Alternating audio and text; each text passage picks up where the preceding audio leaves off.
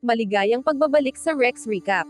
Sa video na ito, ibabahagi ko sa inyo ang thriller and crime movie na pinamagatang Vengeance, a Love Story na ipinalabas noong 2017. Nagsisimula ang pelikula sa isang karakter na nagngangalang John, na halatang kinakabahan habang siya ay nagsasanay sa paggamit ng baril, na nagpapahiwatig na siya ay naghahanda para sa isang mahalagang misyon. Habang umuusad ang kwento, nalaman natin na si John ay isang pulis at may kasama siyang partner. Sa kasalukuyan, minamanmanan nila ang isang sospek sa isang partikular na lugar. Habang nagbabantay sila, biglang nagtangkang tumakas ang kanilang target sa pamamagitan ng pagsakay sa sasakyan. Agad na kumilos si John, hinabol ang sospek, at matagumpay niya itong nahuli. Ngunit sa gitna ng sagupaan, nabaril ang partner ni John, kaya't naging napakabigat ng sitwasyon habang siya ay tumatawag ng tulong. Matapos ang matinding insidenteng iyon, nagpas siyang mag-relax si John sa isang bar. Doon, nakilala niya ang isang babae na nagngangalang Tina. Masaya sila habang umiinom ng ilang baso ng alak, at agad na nahumaling si John sa kanya, nabighani sa presensya nito. Magaan at masaya ang kanilang usapan, na nag-iwan ng matinding impresyon kay John. Pagkatapos nito, lumipat ang kwento sa isang masiglang pagtitipon sa isang bahay kung saan naroon si Tina kasama ang kanyang anak na si Betty. May relasyon si Tina sa isang lalaki na si Casey, na naroon din sa pagtitipon. Nang malapit nang matapos ang gabi, nagpasya si Tina na umuwi na kasama si Betty, sa kabila ng pagpilit ni Casey na manatili sila doon dahil gabi na. Ngunit matatag si Tina sa kanyang desisyon na umuwi. Habang naglalakad pa uwi, nagkaroon ng emosyonal na pag-uusap sina Tina at Betty tungkol sa ama ni Betty. Sinabi ni Tina kay Betty kung gaano siya kamahal ng kanyang ama noong nabubuhay pa siya, ngunit ito'y ikinabigla at ikinalungkot ni Betty. Sinikap ni Tina na damayan at aliwin ang kanyang anak. Upang makatipid sa oras, nagdesisyon silang dumaan sa isang hindi karaniwang daan. Habang naglalakad, bigla silang inatake ng isang grupo ng kalalakihang sina Jimmy, Fritz, Lloyd, at Marvin. Inatake nila si Tina at kinaladkad ito papasok sa isang kalapit na bahay. Samantala, nakapagtago si Betty sa loob ng bahay. Brutal na inatake si Tina ng mga lalaki. Pagkatapos ng pangyayari, umalis ang mga lalaki at natagpuan ni Betty ang kanyang ina na labis na sugatan. Labis ang kanyang pagdadalamati at napaiyak siya sa tabi ng kanyang ina. Samantala, habang nagmamaneho si John at ang kanyang partner sa bayan, nakita nila si Betty na naglalakad mag-isa. Dahil sa pag-aalala, huminto sila at isinama siya. Nang mapagtanto ni John na may mali, pumunta siya sa bahay kung saan huling nakita si Betty. Sa loob ng bahay, natagpuan ni John si Tina na nakahandusay at wala ng malay sa sahig. Nagulat sa nakita, agad siyang tumawag ng tulong. Dumating ang ambulansya at dinala si Tina sa ospital. Sa ospital, dumating ang lola ni Betty upang siya'y damayan. Dumating din si John at tinanong si Betty kung makikilala ba niya ang mga lalaking umatake sa kanyang ina. Sa kabila ng kanyang trauma, matapang na nagbigay ng impormasyon si Betty. Agad na natunton at naaresto ng pulisya ang mga salarin. Dinala sila sa istasyon ng pulisya, at sa kabila ng matinding emosyon, tumulong si Betty sa pamamagitan ng pagkilala sa kanila para matiyak na sila ay makukulong. Makalipas ang ilang sandali, dumalaw si Casey, na kasama ni Tina sa party, at nagdala ng mga bulaklak sa ospital. Samantala, abalang-abala sina Ginoo at Ginang Fix sa paghahanap ng paraan upang ipagtanggol ang kanilang mga anak na nasangkot sa karumal-dumal na krimen. Kumonsulta sila kay Jay, isang respetadong abogado na kilala sa paghawak ng mahihirap na kaso. Nang mapagtanto nila ang bigat ng sitwasyon at ang mataas na halaga ng serbisyo ni Jay, nakiusap silang tanggapin niya ang kaso. Alam ni Jay na malalagay sa panganib ang kanyang reputasyon sa pagtatanggol sa mga akusado, kaya't humingi siya ng malaking bayad, isang halagang hindi inaasahan ng mag-asawang Fick, kaya't sila'y nagipit. Upang mailigtas ang kanyang mga anak, inalok ni Ginang Fick si Jay ng titulo ng kanilang bagong bahay bilang garantiya, umaasang magiging sapat ito bilang bayad. Samantala, lalong nababahala si John para kina Betty at Tina. Dahil sa kanyang pag-aalala, nagtungo siya sa ospital kung saan ginagamot si Tina. Doon, nadatnan niya si Betty na umiiyak at emosyonal habang nakaupo sa sofa. Umupo siya sa tabi nito at kinausap siya, nagbigay ng ginhawa sa gitna ng kaguluhan. Makaraan ng ilang araw, nakalabas na si Tina sa ospital, bagamat may mga iniwang pisikal at emosyonal na sugat. Inuwi siya ng kanyang ina, at tumulong si Betty sa pag-aalaga sa kanyang ina. Nanatili siya sa tabi nito upang tiyaking ligtas at suportado si Tina habang siya'y nagpapagaling. Pinahihirapan pa rin si Tina ng kanyang nakaraang trauma.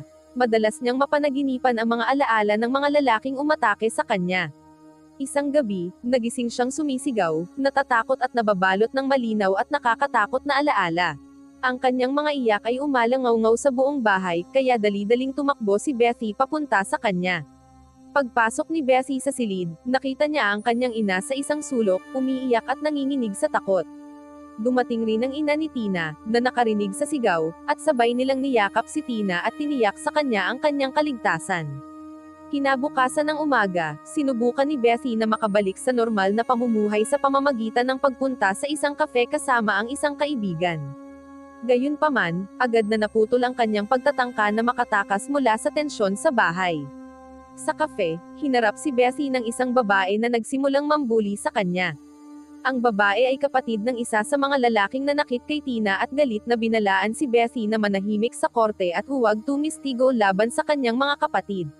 Maya-maya, makikita si Tina kasama ang kanyang lawyer na si Jessica, na tinutulungan siyang maghanda sa pagharap sa korte.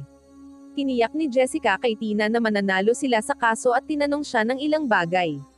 Hinikayat niya si Tina na ipaglaban ang sarili at ang milyon-milyong kababaihan na hindi nakatatanggap ng hustisya. Pumasok si John sa courtroom kinabukasan.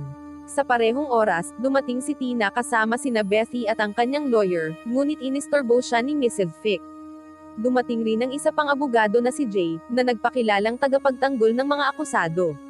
Nagsimula ang paglilitis sa pamamagitan ng presentasyon ni Jessica ng kanyang kaso laban sa mga akusado, na humihiling ng hustisya sa hukom. Una niyang tinawag si John upang tumistigo tungkol sa gabing inatake si Tina. Gayunman, palagi siyang iniistorbo ni Jay, dahilan upang humihina ang argumento ni Jessica. Pagkatapos tumistigo si Tina at ipinagpatuloy ni Jessica ang kanyang pagtatanong. Gayunman, tila hindi kampi ang hukom kaya nagsimulang kabahan si Jessica. Pinaupo niya si Tina, ngunit nawalan ng kontrol si Tina at sumigaw sa hukom dahil sa hindi pagiging patas nito. Walang magawa si John kundi panoorin ang kaguluhan. Nakiusap si Jessica sa hukom na panagutin ang mga akusado at ipatupad ang hustisya. Gumanti si Jay sa pamamagitan ng pagsasabing si Tina ay uminom sa isang party sa bahay ng kanyang nobyo noong gabing iyon. Pagkatapos uminom ng maraming beer, nakipagtalo si Tina sa kanyang nobyo at umalis. Pagkatapos pumunta siya sa Rocky Point Park kasama ang kanyang anak kung saan niya nakasalubong ang isa sa mga kilalang akusado.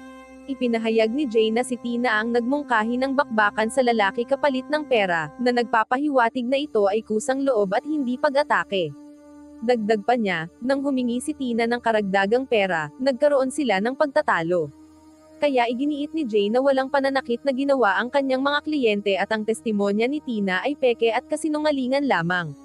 Ang mga tao sa loob ng korte ay nagpakita ng pagsang-ayon, at biglang nagkaroon ng panic attack si Tina. Nagsimula siyang sumigaw sa hukom at nawalan ng kontrol sa sarili, ngunit pinakalma siya ng kanyang abogado. Nilapitan siya ni John, at sabay silang lumabas ng korte kasama ang anak ni Tina.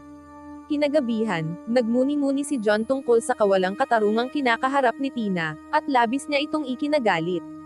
Samantala, dumalaw ang isang doktor kay Tina at binigyan siya ng gamot para makatulog. Biglang may kumatok sa pinto, at nadatnan ng ina ni Tina ang lawyer doon. Galit na galit, sinisi niya ito sa pagkabigong ipagtanggol si Tina sa korte at pinalayas siya. Sinubukan ng lawyer na ipaliwanag na ginagawa niya ang lahat para manalo sa kaso, ngunit ayaw maniwala ng ina ni Tina at isinara ang pinto. Maya-maya, makikitang nagising si Tina sa kanyang kwarto, hawak ang gamot ngunit sa galit ay itinapon niya ito. Lumabas siya ng kwarto at nagtungo sa isang kafe kung saan siya uminom ng beer. Lalong lumala ang kanyang kalagayan habang gumagala siya sa lungsod, pilit na pinapakalma ang sarili. Dahil wala nang ibang makakatulong sa kanya, nagpasya siyang wakasan na ang sariling buhay sa pamamagitan ng pagtalon sa tulay. Saktong patalon na siya nang bigla siyang hinawakan ni John. Ipinaalala ni John sa kanya na may anak pa siyang kailangang alagaan. Nagsimulang umiyak ng malakas si Tina, at niyakap siya ni John upang pakalmayin habang humahagulhol siya sa kanyang mga bisig.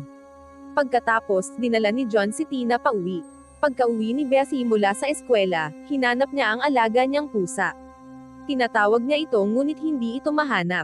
Napansin niya si Tina na kasama si John, at pinaalalahanan siya ni John na alagaan si Tina. Binalaan din niya si Bethy na maging maingat dahil hindi pa maayos ang kalagayan ni Tina. Binigay ni John ang kanyang numero ng telepono at sinabing tawagan siya kung sakaling may mangyaring masama. Makalipas ang ilang sandali, narinig ni Bethy ang tunog ng kampanilya ng kanyang pusa at lumabas upang silipin. Laking gulat niya nang matagpuan ang alaga niyang pusa na patay at nakasabit sa pintuan, habang tinutukso siya ng isa sa mga kriminal. Galit at balisa, sumigaw siya sa lalaki na layuan sila at sabay takbo pabalik sa loob ng bahay habang umiiyak. Tumawag si Bethy kay John, isinumbong ang nangyari at nagmakaawang tulungan siya. Pagkatapos ay naghukay siya ng libingan sa kanilang likod bahay at inilibing ang kanyang pusa.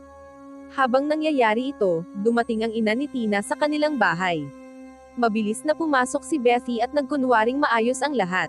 Sa parehong oras, makikita si Jimmy, isa sa mga kriminal, na pumasok sa isang bar kung saan natalo siya ng $20 kay Casey, na kasalukuyang umiinom ng beer.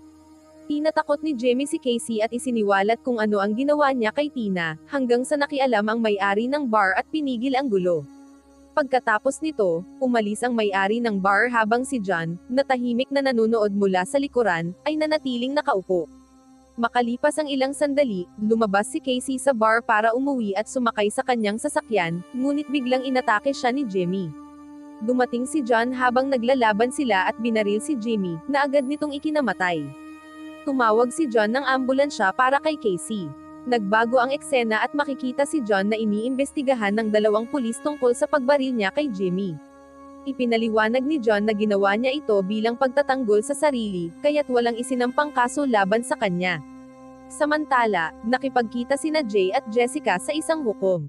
Kahit na humiling si Jessica ng dagdag na oras, tumanggi ang hukom.